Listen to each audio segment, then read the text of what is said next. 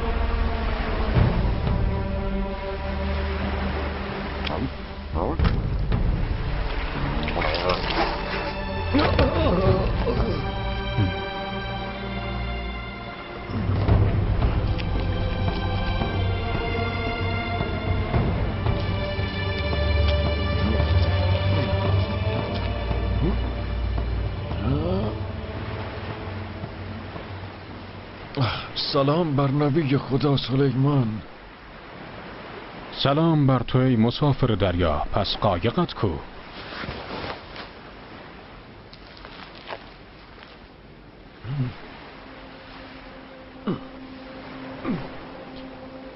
ای پیامبر خدا، در قعر این دریا سنگی تو خالی وجود دارد و کرمی در درون آن زندگی می کند.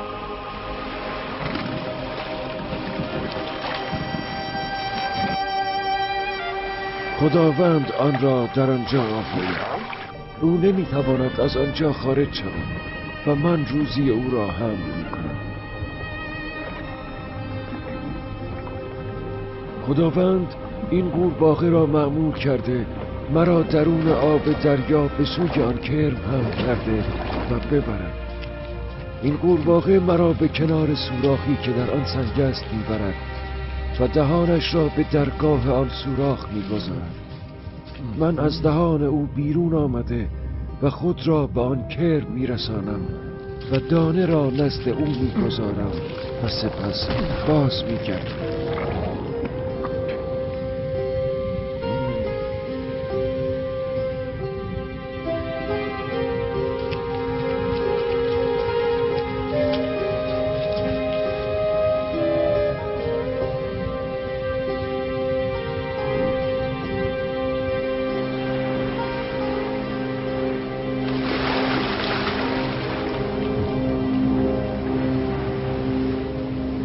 ای مورچه کوچک، به من بگو آن هنگام که کرم دانه را می گرفت آیا حرفی هم به تو زد؟ آری ای سلیمان نبی. او سر به آسمان بلند کرد و گفت ای خدایی که رزق و روزی مرا در درون این سنگ و در قعر این دریا فراموش نمی کنی، رحمتت را نسبت به بندگان با ایمانت فراموش نکن.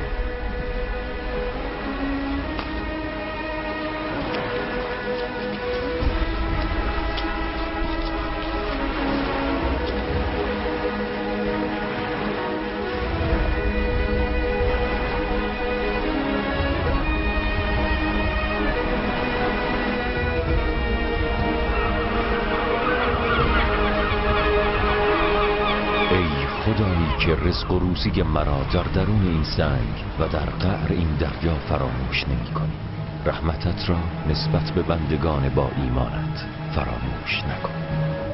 له مقالید السماوات والارض یبسط الرزق لمن یشاء و یقدر انه بكل شیء علیم. سوره شورا آیه 12.